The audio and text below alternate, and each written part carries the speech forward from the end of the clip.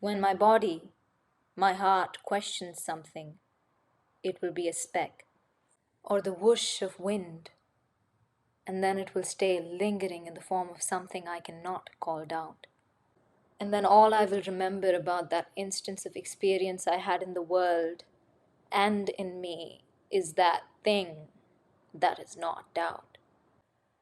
And that the whole system of existence, not only because it is wrong to see the pure, instinctive disacceptance of a concept so frighteningly take the form of only and only a feeling, but also because this whole mental process of curbing sounds beautiful to me, and it should not.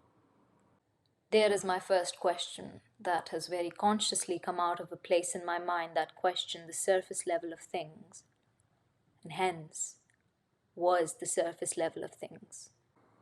And I seem to be questioning that too, now that I know that the only term that fits it is surface level.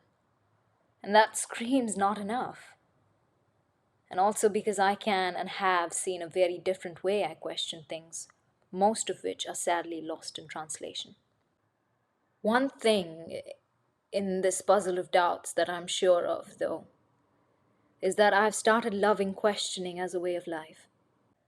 Instead of confusion, hence, the emotion that pops up into my head while seeing the rare occurrence of confusion coming my way, I greet it with adoration that comes with finding the meaning of life.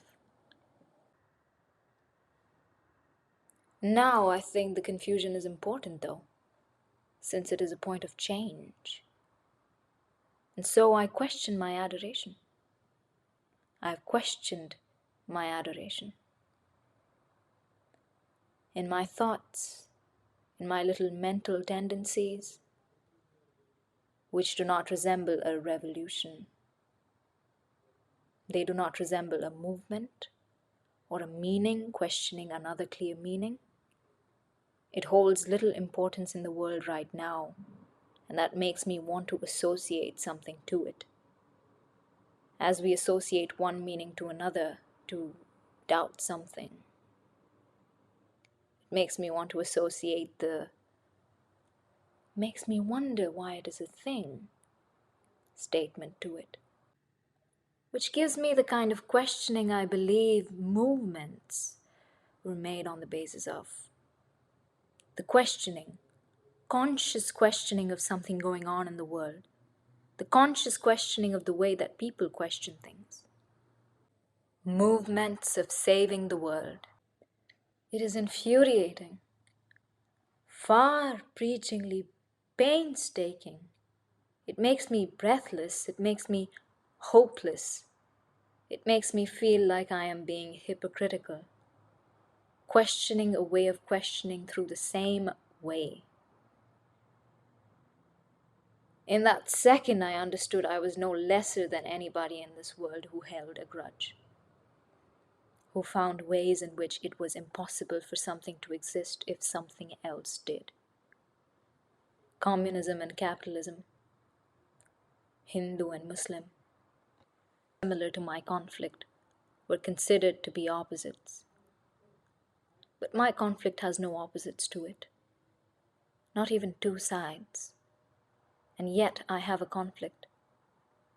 My conflict is a free-flowing statement. My conflict forgot the rules.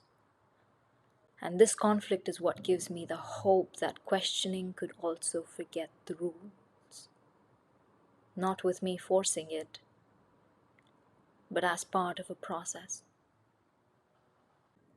What I received by questioning my belief, my own tendency, was a story, a conflict, a sun from hell.